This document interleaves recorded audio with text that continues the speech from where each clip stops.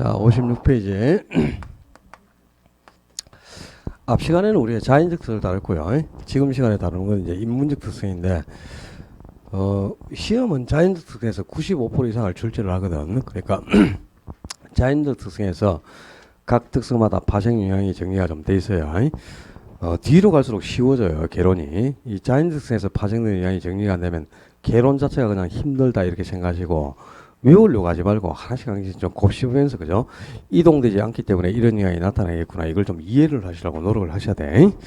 인문적성은 그다지 크게 중요하지는 않아요. 인문적성은 이제 인간이 토지를 유효해 가면서 후천적으로 토지에 만들어진 성격이고, 인간이 인위적으로 토지에 부여하는 성질이거든요. 그러니까 이거는 원래부터 토지가 가지고 있는 성격이 아니니까 변화가 가능한 성질이겠죠. 그죠? 그래서 후천적이다, 인위적이다, 또 가변적이고 유동적이다, 뭐 이런 성질을 지니게 되는데, 인문성도 상당히 많아요. 여러 가지가 있지만 여러분은 한 두 가지 정도, 뭐 한 개 정도만 이해를 하셔야 돼요. 첫 번째, 인문성을 대표하는 게 용도의 다양성인데, 이 용도의 다양성이 이제 인문성에서 시험에 나오면 요 특성이 이제 주로 시험에 출제되고, 나머지는 시험하고는 큰 관계는 없습니다. 그래서 요 용도의 다양성에 초점을 두고 여기서 파생되는 양은 정리를 하셔야 돼요. 자, 토지는 용도가 다양하게 이용 가능한 성질, 이런 뜻이다. 용어 그대로 그냥 해석하면 되죠. 그러니까 한 개의 토지가 여러 가지 용도로 이용이 가능하다. 다용도성, 여러 용도로 이용 가능한 성질, 다용도성. 또 용도가 변화 가능한 성질이다. 그래서 용도가 변화 가능한 성질, 변용성이라고도 합니다. 용도의 다양성을. 한 개의 토지는 여러 가지 용도로 이용 가능한 성격이 있어요. 여기에 토지가 하나 있으면 이 토지는 농지로 이용될 수도 있고, 또 주택을 지어서 주거지로도, 상가를 건축해서 상업지로도 이용할 수 있겠지, 공장을 건축해서 공업지로도 이용될 수 있지요. 또 뭐 경우에 따라서는 운동장으로 이용되는 경우도 있고요, 주차장 용도로도 이용되는 경우가 있습니다.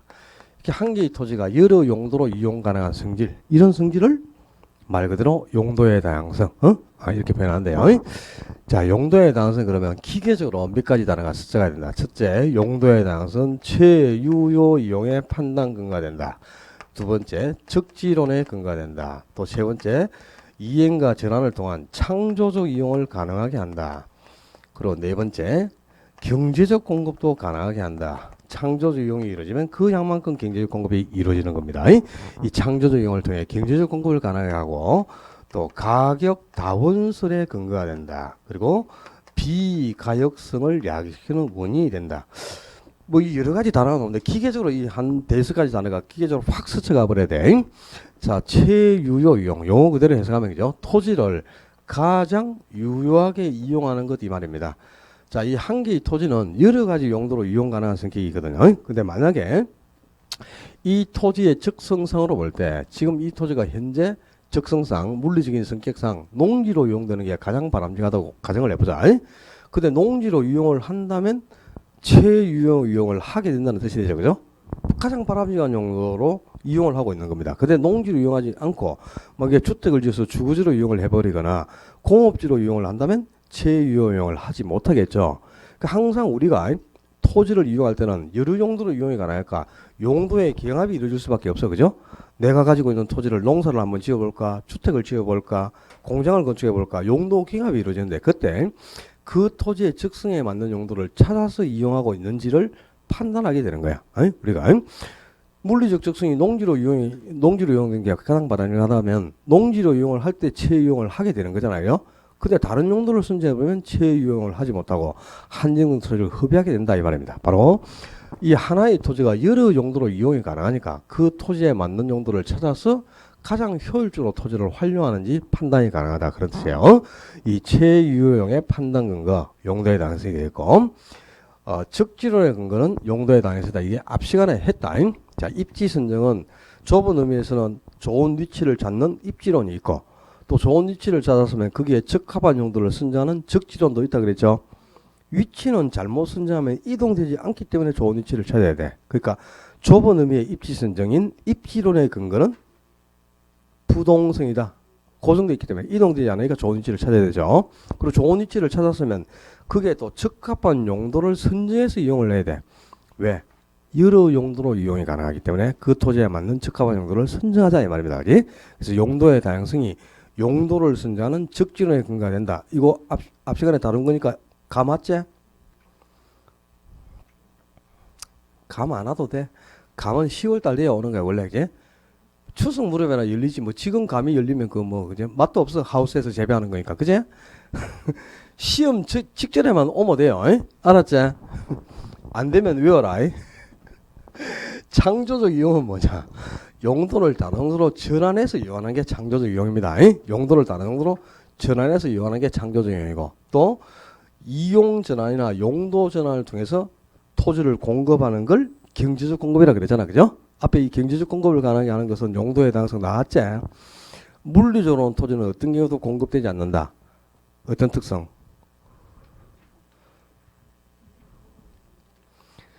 부증성 해봐라. 틀리도 괜찮다. 지금은 틀리도 욕은 안 해요. 그죠? 한 번 더 설명해 주지. 그죠? 나중에 5월달에 가서 틀리면 아직도 이런 것도 뭐라고 하면서 욕하겠죠.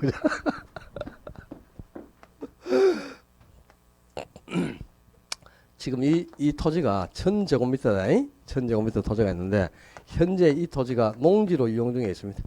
자, 1000제곱미터 토지가 농지로 이용 중인데 주택을 하나 지어야 돼. 주택을 하나 짓기 위해서 주거지가 300제곱미터가 필요해요. 자, 주택을 짓기 위해서 주거지가 300제곱미터가 필요한데 없는 주거지 300제곱미터를 생산해서 공급할 수 있다 없다? 생산할 수 없다 그랬잖아. 토지는 어떤 경우에도. 제가 아까 부정성을 설명할 때 토지는 어떠한 경우에도 물리적으로 양이 증가되지 않는다 그랬어. 그래서 공유수면을 매립해서 바다를 메워가지고 토지를 조성하는 것도 물리적으로 토지가 공급된 것은 아니고 그건 일시적인 이용 전환에 불과한 거고, 이렇게 이용 전환을 통해서 토지가 공급되는 걸 경제적 공급이라 한다 그랬지 않습니까? 그지? 그래서 부정성 때문에 물리적 공급은 불가능하지만 용도의 다양성이 있어서 경제적 공급은 가능하다. 앞 시간에 했지 않습니까? 그죠? 그게 이제 지금 설명한다. 자, 봐라. 지금 주거지가 300제곱미터가 필요한데 없는 주거지 300제곱미터를 생산해서 공급할 수는 없다 이 말이야. 부정성 때문에. 그죠? 생산이 안 되잖아. 그런데 이게 지금 현재 농지로 이용 중에 있지만 이 토지는 여러 용도로 이용이 가능해. 농지로든 주거지로든 여러 용도로 이용이 가능해. 어떤 특성이 있었어? 용도의 다양성이 있기 때문에. 그래서 농지로 이용 중에 있는 1000제곱미터를 300제곱미터만큼 용도를 주거지로 전환한다 이 말이야. 용도를 바꿔요. 그렇게 해서 이제 300제곱미터만큼만 용도를 딱 전환해 가지고 주거지로 용도를 바꿔서 여기에 주택을 하나 딱 지어냈다고 가정해봐.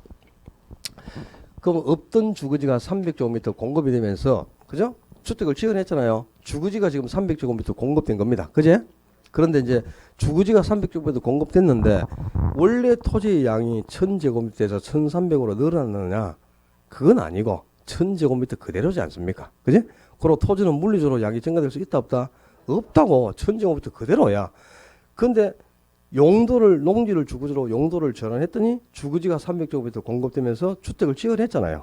그죠? 이게 이제 일시적으로 용도를 전환해서 토지가 공급된 거죠? 이렇게 토지가 공급된 걸 뭐라 한다고? 경제적 공급이 난단 말이야. 그래서 토지는 경제적 공급은 가능하다 그래서, 그죠?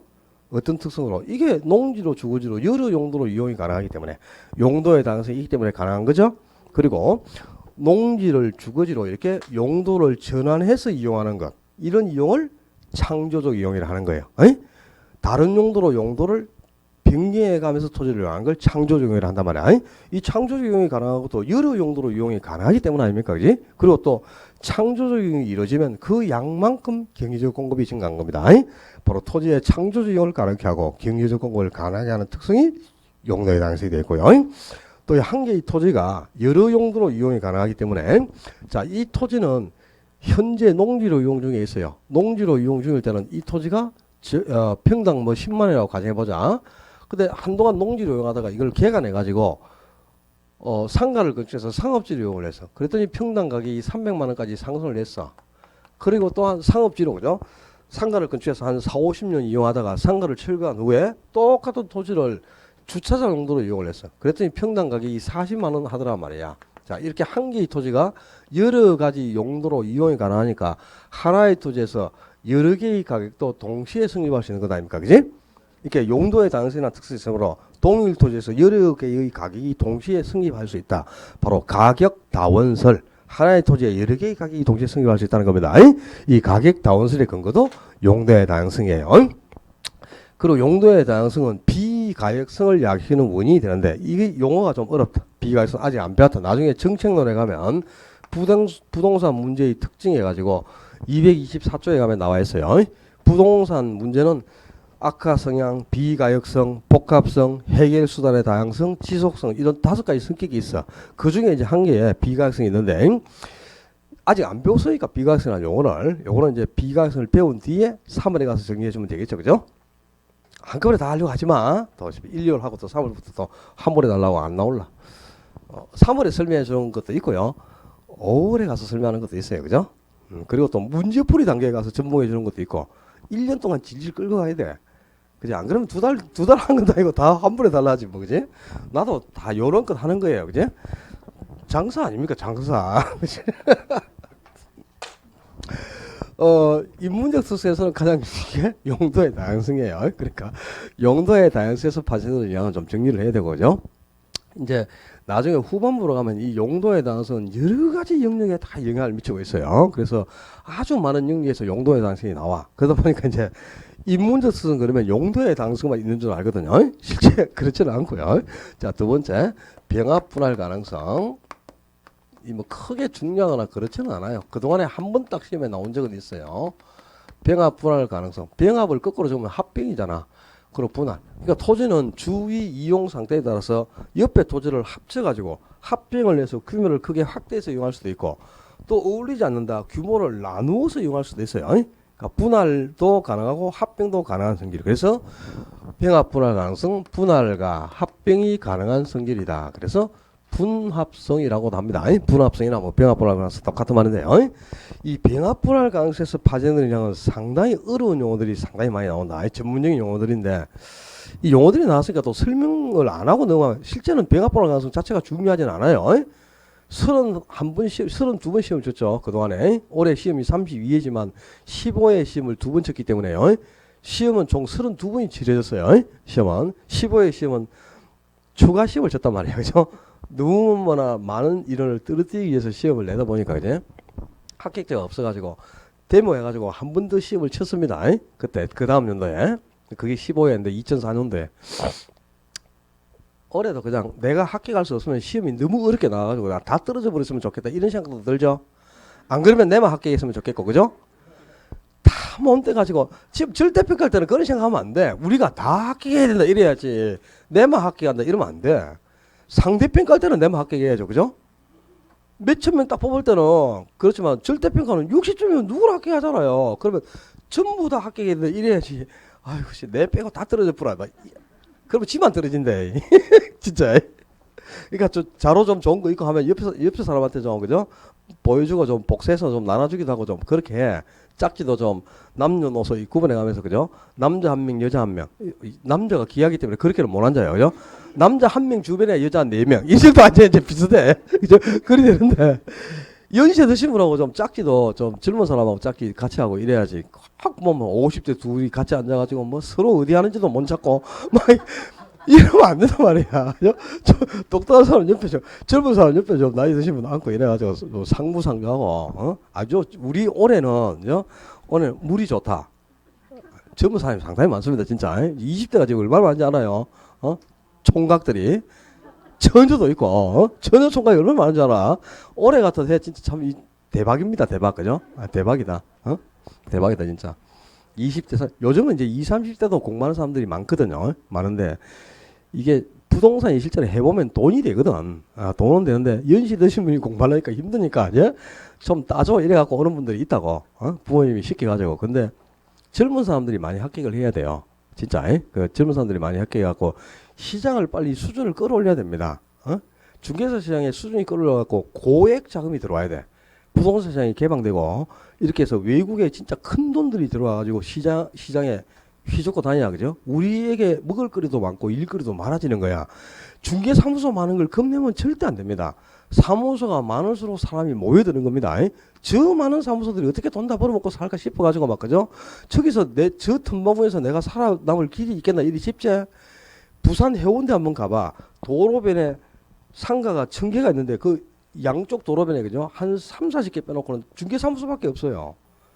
얼마나 많은 전부 중개사무소야. 근데 한 개 보통 사무소 한 개의 권리금이 5천만에서 뭐 1억 이 정도 갑니다. 권리금만. 장사가 안 되면 권리금을 그렇게 달라 하겠어요. 그 많은 사무소가 다 그 정도 권리금 주고 들어가서도 벌어먹고 산다니까. 그렇다니까. 많을수록 사람들이 모여드는 거예요. 나중에 배운다. 집재성 점포라는 게 있어. 동종 업종이 한 장소에 모이는 점포. 집재성 점포. 모일수록 인구를 더 많이 흡입하고 그죠? 수익이 더 크게 창출된단 말이야. 그러니까 한 장소에 모일수록 좋다는 거죠. 동네 혼자 뚝 떨어져서 사무소 할 생각 하지 마세요. 제일 먼저 문 닫는다. 알겠지? 많은데 들어가야 돼. 피 터지고 싸우고. 거기서 이기는 사람이 진정한 승자 아닙니까? 그래야 되는 거다. 오케이? 근데 뭐 했지? 요거 영혼이 잠깐 가출할 때도 있어요. 배가 불안해서 이게 이제 주위 토지를 합병할 수도 있고 불안할 수도 있는 성격인데 여기서 나오는 이 지문절 자체가 아주 어려워 단어들도. 자, 첫째, 병합 불안 가능성은 용도의 다양성을 지원하는 특성이다. 용도의 다양성을 지원한다. 두 번째, 합병 정강가나 합병 시 가치가 증가하기도 하고 강가가 생길 수도 있고, 또 분할을 했을 때 가치가 증가하기도 하고 가치가 강가가 생기기도 해요. 합병 정강가나 분할 정강가를 이야기하고, 또 대규모를 통해서 규모의 경제를 이야기하기도 하고, 또 규모의 불경제를 이야기시키는 원인이 된다. 그리고 규모의 경제가 발생하면 자동적으로 유발되는 게 있어. 그게 바로 플로테이지 현상입니다. 플로테이지 현상을 유발시키는 원인이 된다. 그리고 한정 가격이 성립하는 근거가 된다. 부동산과 함께 작용하여 한정 가격이 성립하는 근거가 된다. 뭐 단어가 하여튼 이해되는 단어는 한 개도 없죠.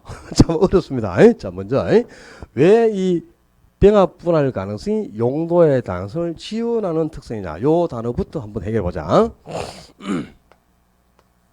토지가 이만큼 있는데 그죠? 요거 1번지라 이거 2번지고 요거 3번지. 여기 기퉁에 4번지가 딱 한 개가 있는데 요거는 4번지는 그죠? 한 평밖에 안 돼. 땅 한 평이 규모가 어느 정도인지 잘 모르죠. 보통 3.3제곱미터니까 그지?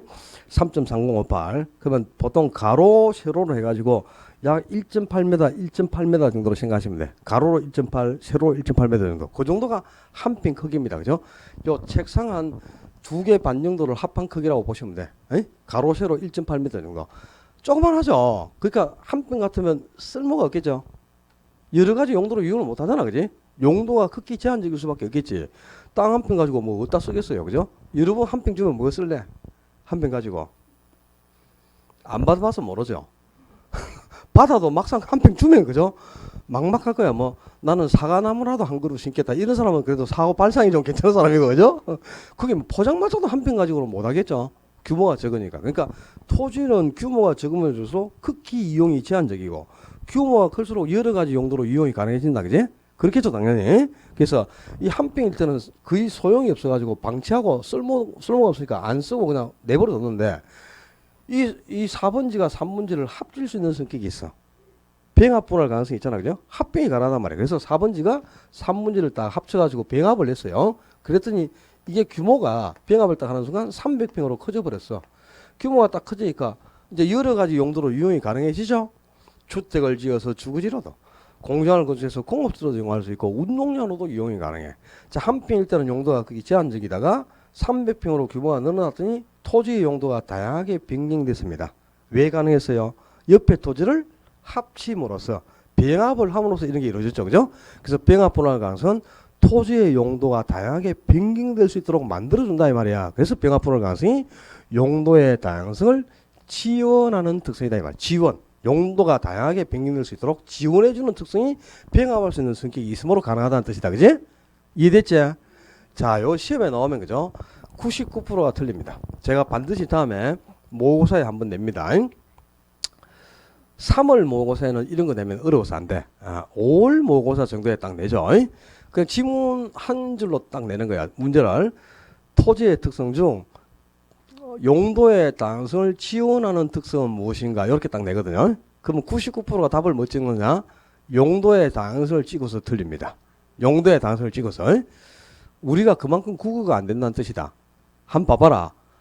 용도의 다양성을 지원하는 특성은 용도의 다양성은 아니겠죠? 어떻게 용도의 다양성이 용도의 다양성을 지원해 주겠나? 뭔가 다른 특성의 용도의 다양성을 지원해 줄 거 아니야. 그러면 용도의 다양성은 찍으면 안 되겠죠?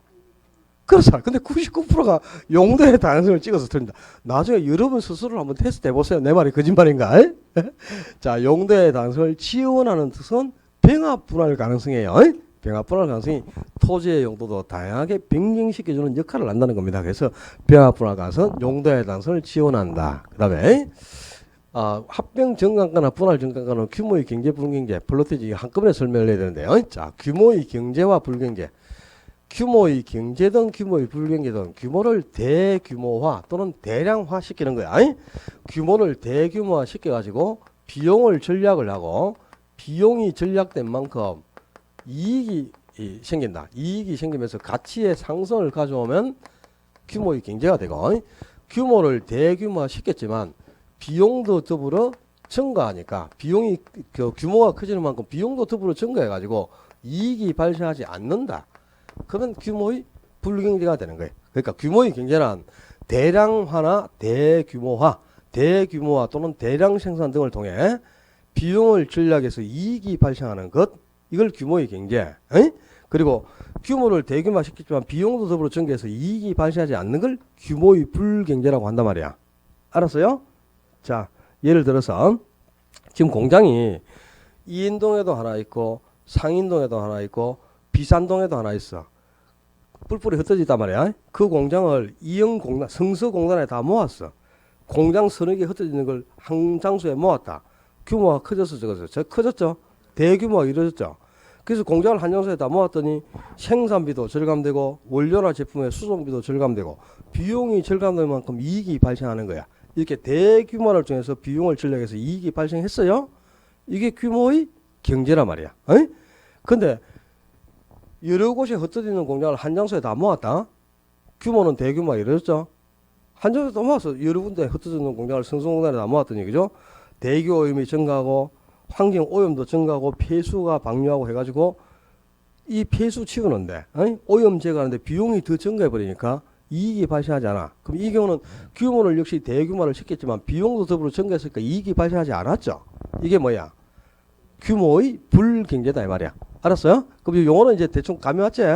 근데 이 규모의 불경제나 규모의 불경제, 규모의 경제를 약해하는 원인이 병합분할 가능성이라고.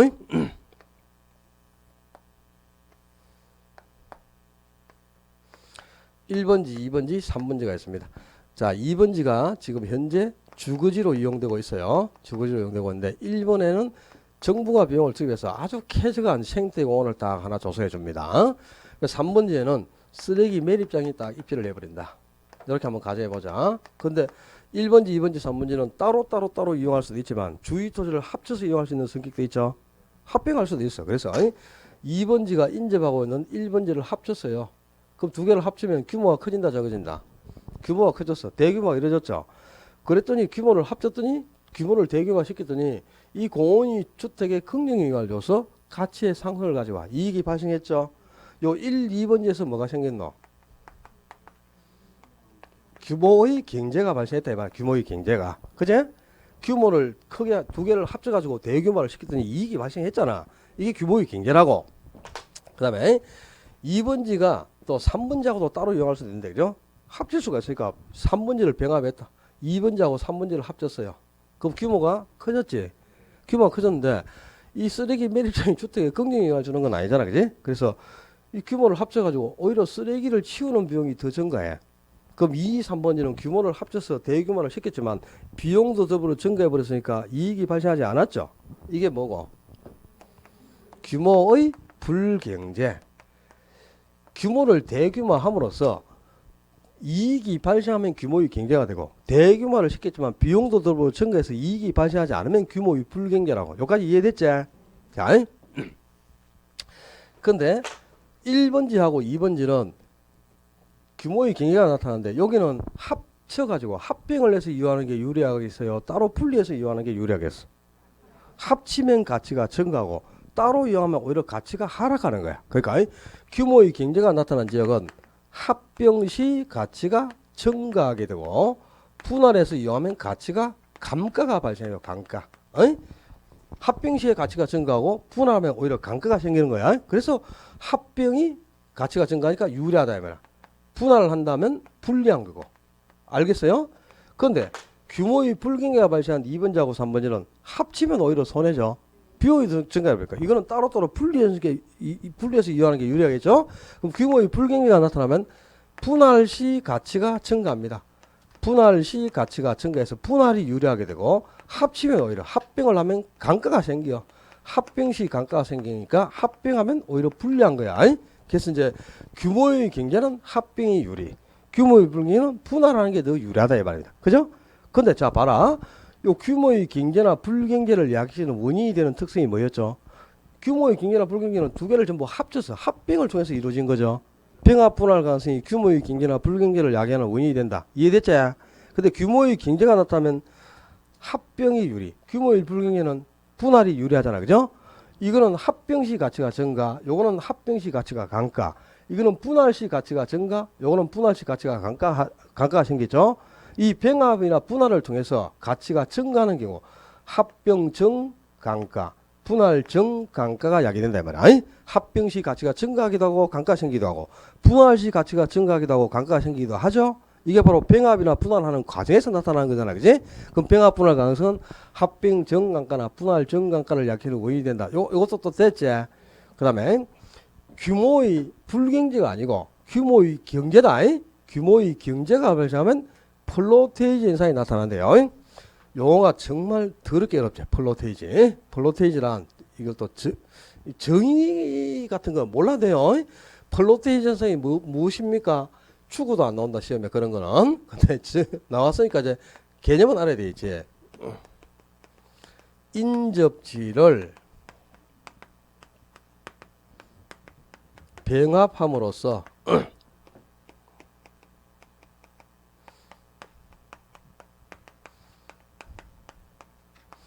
이렇게 딱 적어놓네. 인접지를 병합함으로써 경제적 가치가 상승하는 것. 가치의 상승이 있어야만 플로테이지가 되는 거고요. 가치가 상승하지 않으면 플로테이지는 나타나지 않습니다. 고로 규모의 불경제는 규모를 대규모화시켜도 비용이 증가해서 이익이 발생하지 않기 때문에 가치의 상승이 없어요. 그러니까 규모의 불경제에서는 플로테이지란 절대 나타날 수가 없는 거야. 규모의 경제가 나타난 지역에서는 자동적으로 유발되는 게 플로테이지입니다. 자 봐라. 1, 2번지는 대규모를 통해서 2번지가 1번지를 합쳤지. 병합을 했죠. 병합을 했더니 경제적 가치가 상승해서 이익이 발생했죠. 이게 규모의 경제였고 요 규모의 경제가 나타난 지역에서 자동적으로 유발되는 게 플로테이지 현상이란 말이야. 그러니까 규모의 경제를 야기시키는 원인이 병합 분할 가능성이니까 플로테이지를 유발하는 원인도 병합 분할 가능성이다. 여기까지 정리됐죠 또. 다음에 부동산과 함께 작용하여 한정가격이 성립하는 근거가 된다 그랬는데 참 용어 어렵지. 한정가격 몰라도 됩니다. 한정가격이 뭔데요? 몰라도 돼요. 감정평가에서 나온 용어인데 시장이 한정되어 성립하는 가격 그런 뜻이다. 적지 마라 절대. 시장이 한정되어 성립하는 가격 이런 뜻인데 그 한정가격을 성립시키는 근거가 병합분할 가능성이다. 그게 중요한 거란 말이야.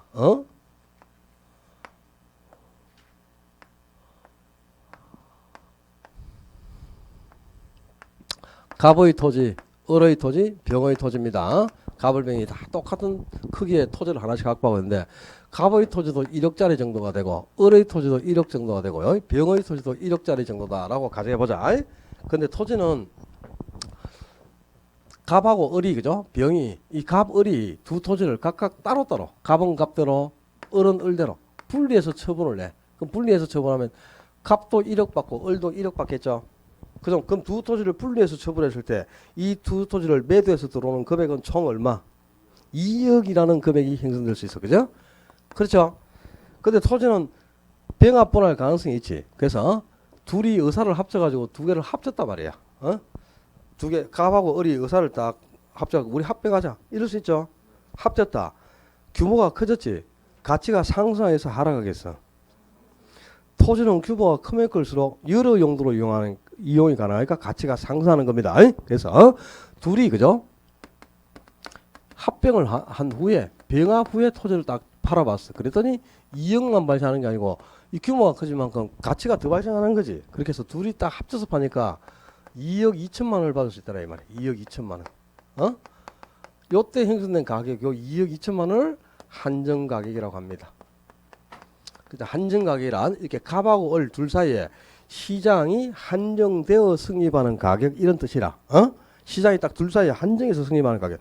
갑하고 을이 합병을 하지 않았다면 2억 2천이라는 금액은 나올 수가 없는 거죠. 둘이 따로따로 분리하면 2억을 초과하는 금액은 절대 발생하지 않아요. 둘이 병합을 함으로써 합병이 가능함으로써 2억 2천만 원은 한정 가격이 성립한 거야. 그러니까 이 한정 가격이 성립하는 근거도 병합분할 가능성이다. 이건 이해됐지 또? 근데 병이 그죠? 갑하고 을 둘이서 합쳐가지고 2억 받을 걸 2억 2천 받는 걸 보고 그죠? 야 갑아 나도 우리 토지 합쳐가지고 둘이 합쳐서 2억 2천 받으면 나한테는 500만 원 주고 1,500만 원은 네가 먹어라. 가능할까 불가능할까? 어떻게 가능하노? 지적법 배우더만 저번 주 화요일 날. 합병이 가능하기 위해서는 집안이 연속되어 있어야 되잖아요. 이 병의 토지가 갑하고 어떻게 합병할 수 있어? 떨어지는데 옆에 있어야 합병이 가능하지. 떨어지는데 어떻게 합병할 수 있어? 기본 아니야 기본. 병의 토지는 갑 토지로 이동될 수 있다 없다? 못 들어간단 말이야. 그러니까 합병이 안 되니까 병하고는 한정가격도 성립할 수가 없단 말이야. 그래서 부동산과 함께 작용하여 한정가격이 성립하는 근거가 된다 그랬잖아. 그죠? 책에 글이 안 나와 있나? 부동산과 함께 작용하여 그 말이 없나? 있을 거야. 그거 나오게 돼 있어. 뭐 내가 쓴 책이 아니라도 그런 말은 당연히 들어가야 돼. 그게 안 들어가면 말이 안 되거든. 그러니까 이 한정가격이 성립하는 건 물론 부동산도 함께 작용하지만 그죠? 그것까지 모른다 하더라도 그냥 한정가격이 성립하는 거 병합분할 가능성이 막 그렇게 알아두면 되고요. 또 이 병합분할 가능성 자체가 시외에 자주 나오거나 그런 내용이 아니다. 그러니까 그냥 인문적 수 중에 이렇게 병합분할 가능성도 있고 오늘은 규모의 경제나 불경제는 나중에 정책론에 가면은 시장 실패의 원인에 규모의 경제라는 게 있어요. 그래서 그걸 설명하기 위해서 오늘 용어를 설명하기 위해서 한 거고 병합분할 가능성 자체가 중요한 건 아니에요. 그냥 참고로 이렇게 들어두면 되고 인문적 특성은 이거 위에도 그죠? 또 세 번째 위치의 가변성 위치가 변화 가능한 성격 이런 성격들도 있어요. 그리고 또 뭐 국토성이라는 성격도 있고 고가성도 있고 또 투자의 고정성 뭐 내구성이라는 성격도 있고 뭐 여러 가지 성질이 있어요. 근데 알 필요도 없어. 그냥 쭉 한번 읽어봐요. 읽어보고 그냥 이런 성질도 인문적성에 포함된다. 그 정도 알아두면 되는 거지. 인문적성은 용도의 다양성 한개 정도는 기억을 해둘 필요가 있습니다. 용도의 다양성에서 파생되는 특징 정도는 기억을 해두고 나머지는 그냥 이런 성질도 인문적성에 포함되어 있다. 그 정도 기억해두면 되겠어요. 그리고 이제 60페이지가 모르겠다. 60페이지 부동산의 속성 나왔죠? 아까 지금 우리가 하고 있는 게 부동산의 특성과 원래 2장의 제목은 부동산의 특성과 본질적 가치입니다. 근데 지금까지는 특성을 얘기했고 이제 부동산의 본질적 가치를 다른 말로 속성 또는 줄여서 본질적 가치를 줄여서 본질적 가치, 속성 여러 가지로 표현하는 거야. 자, 우리 부동산 토지라는 부동산은 그죠? 우리 지난주에 기술적 측면이 있고 경제적 측면이 있고 법률적 측면이 있다 그랬죠. 부동산에는. 그래서 3대 측면에서 부동산을 다양하게 기술적 측면에서는 부동산이 자연이다. 위치이다. 또 공간이 되기도 한다. 환경이 되기도 한다. 그래서 그지? 그 경제적 측면에서는 부동산은 자산이다. 또 자본이기도 하고 생산 요소인 생산재가 되기도 하고 그리고 최종 소비재가 되기도 하고 상품이 되기도 한다 그랬지. 그리고 또 법률적으로는 협의의 부동산과 광의의 부동산으로 나누었고 협의의 부동산이란 민법 99조에서 규정하고 있는 토지와 청작물을 말하고 광의의 부동산은 협의의 부동산에 준부동산을 포함한 개념이다 그랬잖아요. 그지?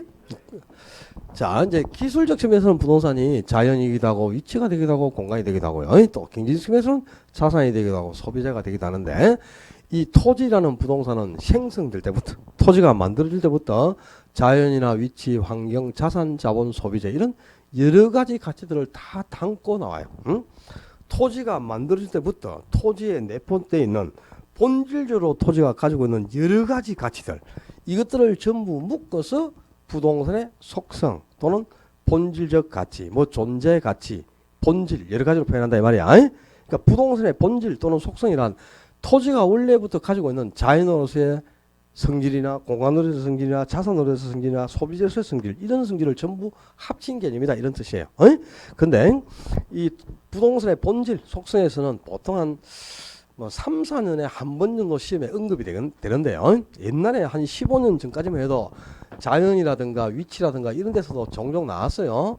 지금은 아예 지문으로도 거의 안 나와요. 최근 10년도는 지문으로도 한 개 등장한 적이 없다. 지금 시험에 나오는 거는 요 공간으로서의 부동산에 대해서 그죠? 종종 언급을 합니다. 그래서 여러분들은 거기에 지금 위치로서의 부동산, 뭐 자산으로서의 부동산, 환경으로서의 부동산 여러 가지가 나와 있지. 다 나와 있을 건데 나머지는 여러분 스스로 틈을 내서 한번 읽어봐라. 자, 또 읽어보라 했는데 또 X 하지 마라. 배꼽거리지 마. 책에 X예요. 또 배꼽거리지 말고 읽어보라 했으니까 다 이유가 있으니까 실어놨겠죠. 그죠? 그러니까 쭉 한번 읽어봐. 나머지 그 입지 선정에 가면은 위치로서의 부동산 이런 것은 입지 선정하고 밀접한 연관이 갖는 내용들이니까요. 읽어볼수록 좋습니다. 근데 제가 따로 설명하지는 않을 테니까 참고로 한번 읽어보시라 했다. 또 막 X하고 막 안 보고 이러지 말고. 자, 여러분 62페이지 공간으로서의 부동산 갑니다. 공간. 이제 공간에서는 조금 여러분들이 정리를 할 필요가 있는데요. 부동산은 공간이죠. 우리가 공간이 있기 때문에 생활을 영위해 갈 수 있는 거고, 지금 우리가 하려고 하고 있는 것도 공간입니다. 여기가 그지? 다 공간을 하려고 하고 있는데 왜 공간의 가치는 중요하냐? 첫째, 공간은 인간의 삶의 터전이야. 공간이 없고서는 삶의 틀을 상실합니다. 그래서 공간은 소멸해서는 안 되고 영원히 존속해야 되는 게 공간이죠. 또 공간은 부동산 활동의 대상이 됩니다. 모든 부동산 활동은 공간을 대상으로 하는 거다. 그러니까 지표면이라든가 공중에 있는 공간이나 지하에 있는 공간, 이런 공간들을 활용해서 부동산 활동을 하고 있는 거죠. 그러니까 우리가 활동해야 될 대상이 공간이기 때문에 공간은 중요할 수밖에 없어요. 그리고 또 공간이 특히 중요한 이유는 공간에서 재산권 보장의 근거가 명시되어 있다 이 말입니다. 재산권 보장의 근거를 공간에서 마련해주고 있기 때문에 공간 가치는 대단히 중요할 수밖에 없는데, 부동산은 공간으로 구성이 되어 있어요. 자, 여기에 토지가 있다. 토지가 있으면 이 토지의 지표면에 존재하는 공간이 있죠. 토지의 지표, 땅 바로 위 지표면에 존재하는 공간이 있잖아, 그죠? 이 지표면에 존재하는 공간을 수평 공간. 그다음에 지표면에서 위를 향하는 공간도 있고 아래를 향하는 공간도 있어. 지표면에서 위를 향하는 공간을 공중공간, 지표면에서 아래를 향하는 공간을 지하공간 같은 소리 하지 마라. 지중공간이라 한다. 지중. 용어는 정확하게 써야 됩니다. 물론 뭐 지하공간으로 표현하는 사람도 있지만 학자들은 지하공간이라는 용어는 안 씁니다. 지중공간이라고 합니다. 수평은 평면하고 똑같죠. 평면하고 반대되는 말은 뭐지? 입체다, 입체. 그래서 수평이나 평면은 같은 말이고요. 이 평면의 반대가 입체니까 공중공간하고 지중공간 요 두 개의 공간을 합쳐서 입체 공간이라 하는데, 학자에 따라서는 그냥 수평 공간까지를 다 합쳐서 세 개 공간을 통틀어 입체 공간으로 표현한 학자도 있습니다. 근데 원래는 엄격하게 구분하면 지중하고 공중공간을 합쳐서 입체 공간이라 해야 되는 거고요. 공중공간에 수평공간, 지중공간 세 가지 공간을 다 합친다. 그러면 이제 입체공간하고 수평공간을 합치면 세 가지 공간을 다 합친 개념이 되겠지. 요 세 가지 공간을 모두 합쳐서 3차원 공간이라 한다. 그래서 부동산은 이렇게 세 가지의 3차원 공간으로 구성되어 있습니다. 근데 공간 가치가 중요한 이유는, 첫째는 공간은 인간의 삶의 틀란 말이야. 우리가 공간이 있으니까 생존을 할 수 있는 거야. 그지? 지금 여러분들도 공간을 활용하고 있잖아. 그죠? 우리가 이용하고 있는 공간은 세 가지 공간 중 지금 무슨 공간이야? 여러분이 지금 이용하고 있는 이 공간은 뭔 공간이고? 수평, 이게 뭐 팽팽하니까 수평 공간이가. 수평 공간은 땅 바로 위, 지표 바로 위를 수평 공간이라는 거야. 여기는 건물의 5층의 바닥층입니다. 10층 건물 중에 5층의 바닥층이죠. 건물 5층에 있다니까 우리가. 이거는 공중공간이야. 이게 수평이 아니고 무슨 뭐 지랄 수. 공중이잖아. 공중 5층. 그러니까 이 공간이 있으니까 지금 생활을 할 수 있고, 그죠? 또 우리가 건물 한 개를 짓더라도 기둥을 박아야 되니까 지중 공간, 수평 공간뿐만 아니고 또 건물의 높이가 있으니까 공중공간 세 가지 공간을 다 활용해서 이 건축 활동도 이루어지고 하는 거예요. 아니, 모든 부동산 활동은 다 공간을 대상으로 하는 거야. 그래서 공간 가치가 중요하고, 특히 공간의 개념이 중요한 이유는 바로 이것 때문이에요. 공간에서 재산권 보장의 근거가 명시되어 있는데, 자, 거기 교재에 나와 있다. 오른쪽 페이지 중간에 딱 봐라. 민법 212조에서는 토지 소유권의 효력은 정당한 이익이 있는 범위 내에서 토지의 상하에 미친다, 이렇게 규정되어 있단 말이야. 그지? 63페이지 중간에 보라겠다. 그게 부동산 소유권의 공간적 범위에 그 첫 줄에 나와 있는데 의해가지고, 그지? 우리 민법 212조에서 재산권 보장의 근거를 마련해 주고 있어요. 자, 토지 소유권의 효력이 요 지표면에만 미치는 게 아니고 정당한 이익이 있는 범위 내에서는 토지의 상하에 미친다 그랬단 말이에요. 그러니까 이 정당한 이익이 있는 범위까지는 어느 정도 지표면에서 위 공중공간으로 지중공간을 해서 소유권의 효력이 어느 정도 연장이 된다, 이런 뜻이에요. 근데 그 범위가 어디까지? 정당한 이익이 있는 범위 내에서 미친다 그랬지. 정당한 이익이 있는 범위. 그러면 요 노란 범위가 정당한 이익이 있는 범위라고 치자. 그러면 요 범위까지 이제 소유권의 효력이 미친다면 이 범위 내에서는, 그죠? 설령 국가가 뭐 공익 사업을 한다고 하더라도 토지 소유자에게 손실을 보상해주고 재산권을 보장해줘야 한다, 이 말입니다. 그래서 이 재산권 보장의 근거가 바로 공간에서 명시되고 있잖아요. 그래서 공간 가치는 중요한데, 자, 그럼 토지 소유권의 효력은 지표면에만 미친다가 아니고 정당한 이익이 있는 범위에서는 토지의 상하의 일부까지 미친다 그랬잖아요. 그죠? 그러면 이 소유권의 효력이 지표면에서 어느 정도 공중공간을 향해서도 연장이 되고 지중공간을 향해서도 소유권의 효력은 연장된다는 거죠. 근데 그 소유권의 효력은 또 지문은 이렇게 나오겠지. 소유권의 효력은 정당한 이익이 있는 범위 내에서 토지의 상하에 미치므로 토지 소유권의 효력은 공간을 향해서 무한대로 확산된다. 그런 소리 하면 그 길로 경찰서에서 조사 나온다. 공부 안 했다고. 알았어요? 무한대로 확산된다 그러면 안 되겠지. 그럼 모든 공중이나 지중공간을 다 내가 소유할 수 있다는 뜻이죠. 근데 그게 아니고 분명히 뭐라 그랬나? 정당한 이익이 있는 범위 내에서 미친다 그랬잖아. 그죠? 그 일정 범위까지 범위가 제한되어 있는 거지. 무한대로 소유권이 공간을 해서 연장되는 개념은 아니다, 이 말이네. 그죠? 소유권은 공간을 해서 무한대로 연장된다. 그랬다가는 그 길로 큰일 난다. 무한대로 연장되는 것은 아니고 일정한 범위까지만 미쳐요. 근데 이 정당한 이익 있는 범위를 어디까지 볼 것이냐? 그건 법으로 규정된明문 규정이 없어. 그냥 정당한 이익 있는 범위라고만 해놨지. 이 범위를, 그죠? 지표면에서 높이로 뭐 몇 미터, 아래로 몇 미터까지 미친다. 이게 없단 말이야.明문 규정이. 그러니까 이제 법원의 판단에 의존할 수밖에 없는 거죠. 토지 소유자는, 그죠? 막 이렇게 국가가 여기에 철탑을 세워. 근데 철탑의 높이가 300m 철탑을 세운다고. 근데 내 땅 위에 왜 철탑 세우느냐? 보상해달라. 이렇겠죠?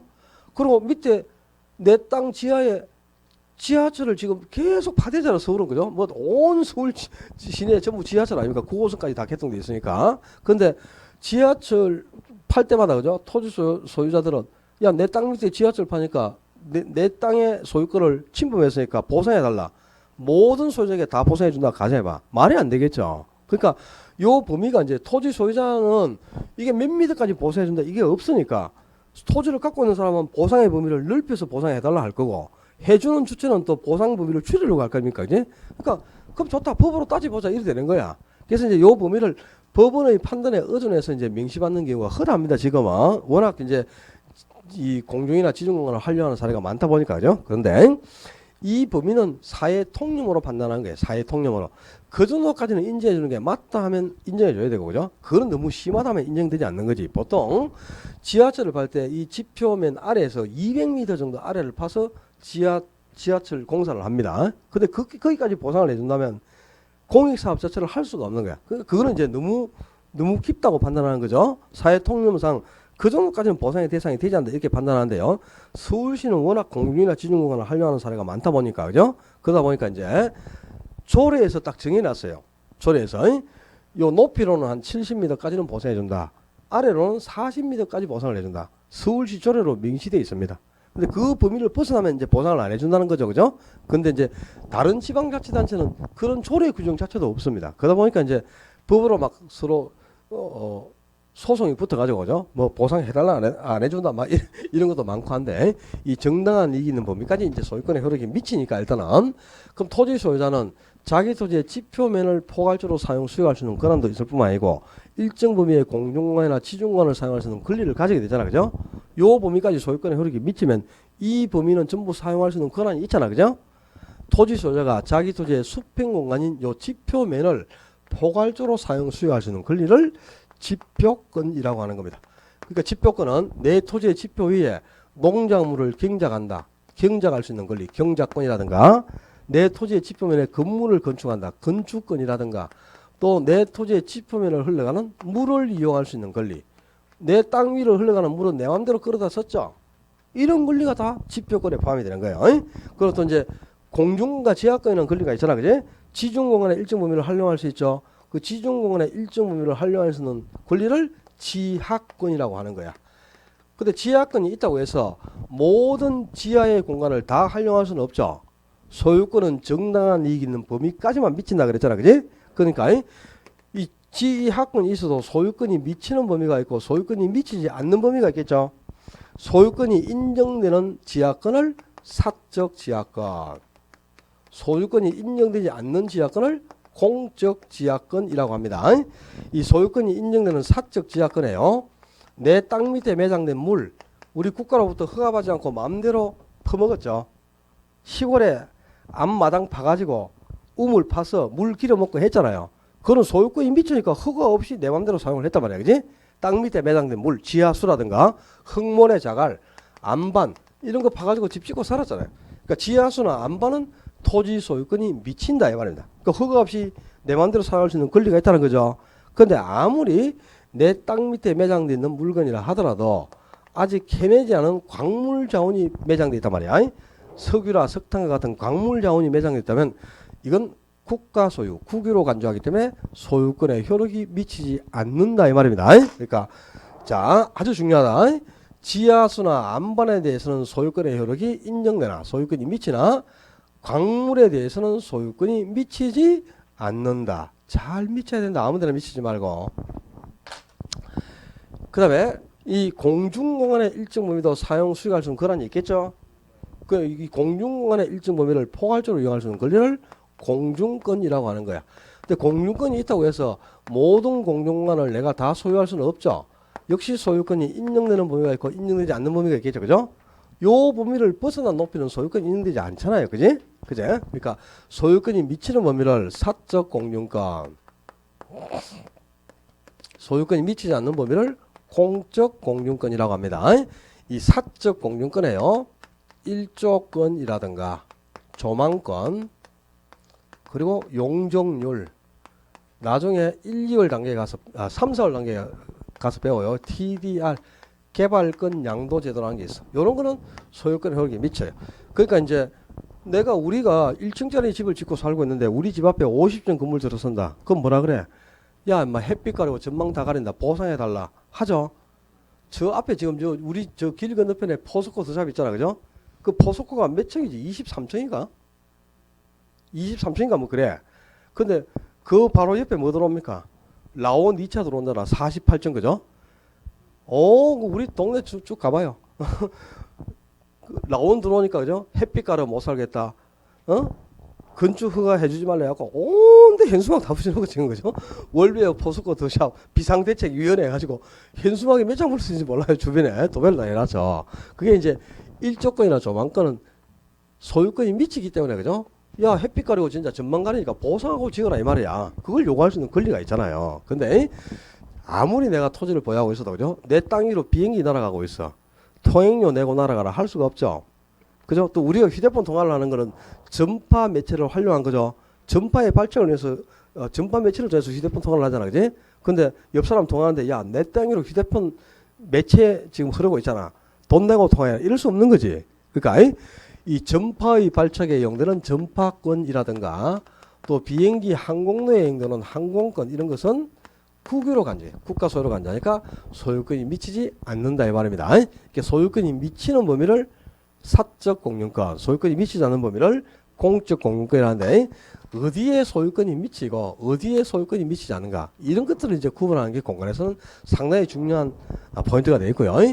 자, 토지 소유권의 효력은 정당한 이익 있는 부분에서는 상하에 미쳐.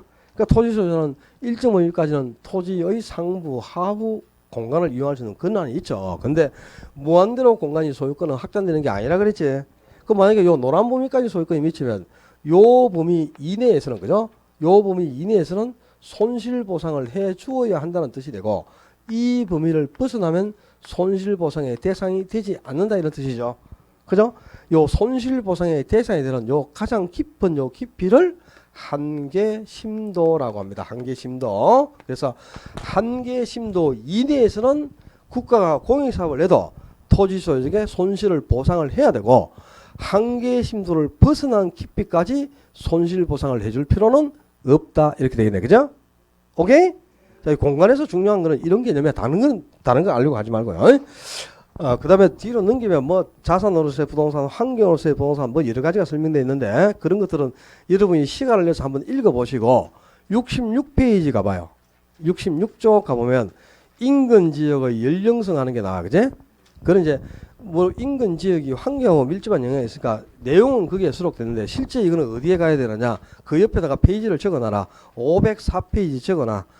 인근 지역의 연령성은 나중에 감정평가의 지역 분석에 가면 지역 분석의 대상에 인근 지역, 유사 지역, 동일 수급권이 나옵니다.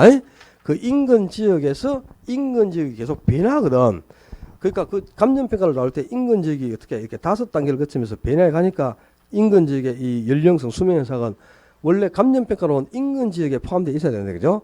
뭐 하여튼 이 보면 좀 뭐 편집도 이상하게 돼 있고 막 그렇던데 보니까 내가 알아서 다 요소에 가가지고 여러분이 꼭 필요한 데 가서 설명을 드려야 될 부분에서 당연히 설명을 하고 갈 테니까 지금은 보실 필요가 없고요. 나중에 지역 분석에 가서 다루면 되겠어요. 자, 부동산의 속성에 대해서는 요 공간 개념에 대해서만 조금 제가 설명한 내용을 주지하고 계시고 나중에 이제 개발론에 가서 여기에 이 지금은 우리 수평 공간은 양이 한정돼 있잖아. 그죠? 그러니까 토지를 수평적으로만 계속 활용해 가면 땅이 없단 말이야. 그러니까 이제는 어떻게 해야 되느냐? 수평 공간의 활용은 좀 지양을 하고 입체 공간을 활용하는 쪽으로 부동산 활동을 전개해 나갈 수밖에 없지. 그래서 특히 공간 개념이 중요할 수밖에 없는 겁니다.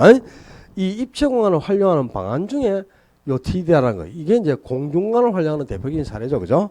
TDR 공중공간을 활용하는 대표적인 사례 중에 개발권 양도제도라고 하는데 개발권 양도제도 또 TDR이라고 하는데 나중에 그 뒤에 가면은 개발론에 다 나와 있습니다. 상세하게. 아직 여러분에게 설명을 해도 이해를 못하니까 지금은 공용공간을 활용하는 사례 중에 그냥 개발권 양도제 TDR인 게 있다. 요 정도 알아두면 좋고 몰라도 지금은 상관없어요. 속세에서는 요거를 정리하고 자 68쪽 3장 부동산 활동과 현상 3장의 부동산 활동과 현상 가보면 뭐 또 여러 가지 내용이 나와 있어. 부동산 활동에 뭐 속성이 어떤 게 있느냐 또 부동산 현상에는 어떻게 있느냐 뭐 부동산 활동의 원칙은 뭐가 있느냐 쭉 나와 있는데 그죠? 5년에서 10년에 한 번 정도 시험에 나오는 영역이에요. 근데 나중에 제가 심화이론 단계나 아니면 심화이론 단계에서도 이거는 안 할 수도 있어. 요약 단계에 가서 요약집에는 나와 있으니까 요약집을 가지고 그죠? 시험에 나올 수 있는 포인트만 한 2개 정리해 주면 돼요. 지금 전혀 볼 필요 없습니다. 관심 안 가져도 되고 이제 1편은 이것으로 마무리를 하고 86쪽이가 2장 강론에서 첫째가 부동산 경제론이죠. 여기서부터 지금까지 우리가 1편에 이제 총론 부분에서 시험에 언급될 수 있는 내용들을 다뤘잖아요. 자, 1편에서 중요한 거, 지난주하고 이번 시간까지 한 것 중에 가장 중요한 거는 오늘 다룬 토지의 특성입니다. 토지의 특성 중에서도 자연적 특성을 대표하는 5가지가 있었지. 부동성, 영속성, 부정성, 개별성, 인접성. 그 5가지에서 파생되는 양은 정말 이게 외워서는 안 돼요. 하나씩 차곡차곡 정리를 해가면서 음미를 해갖고 부동산 때문에 이런 현상이 나타나 있구나. 이게 좀 이해가 되지 않으면 안 된다. 뒤로 갈수록 다 그 반영이 돼서 나오는 거니까 특성에 초점을 두고 반드시 해결을 하시고 그 다음에 두 번째는 지난주에 다룬 것 중에 토지의 용어가 있었지. 토지의 용어. 거기서도 꼭 여러분이 구분해야 될 게 그죠? 후보지와 이행지 두 개 비교해야 돼. 필지와 핵지 또 비교해야죠. 빈지와 법지 두 개 비교하셔야 되는 거야. 공안지와 휴안지 비교하셔야 돼. 그리고 이제 그게 첨가해가지고 부지하고 택지 정도까지 부지, 택지 그리고 포락지 그 정도 용어까지 기억하고 있으면 시험에 대한 대비책은 거의 선다 이렇게 보시면 됩니다. 그 다음에 세 번째는 부동산을 3대 측면에서 그지 기술적 측면에서는 이렇게 경제적 측면에서는 이렇게 또 법률적으로는 이렇게 해가지고 3대 측면에서 다양하게 부동산을 분류했고 이 3대 측면의 부동산을 묶어서 복합 개념의 부동산이라고 했는데 복합 개념의 부동산과 복합 부동산은 다른 용어죠.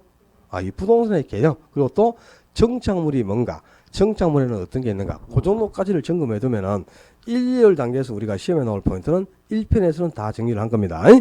공간의 개념에 대해서 오늘 설명한 내용까지만 첨가하면 1편에서 시험 포인트는 다 끝났다 이렇게 보시면 되겠어요. 자, 경제론 2편 강론에서 경제론 여기서부터가 이제 우리 개론에 좀 힘든 영역으로 들어가는 거고요. 개론의 참맛을 느낄 수 있는 부분이다. 머리를 조금 맑게 해가지고 좀 쉬었다가 경제로부터는 조금 쉬었다 하겠습니다. 고생했습니다.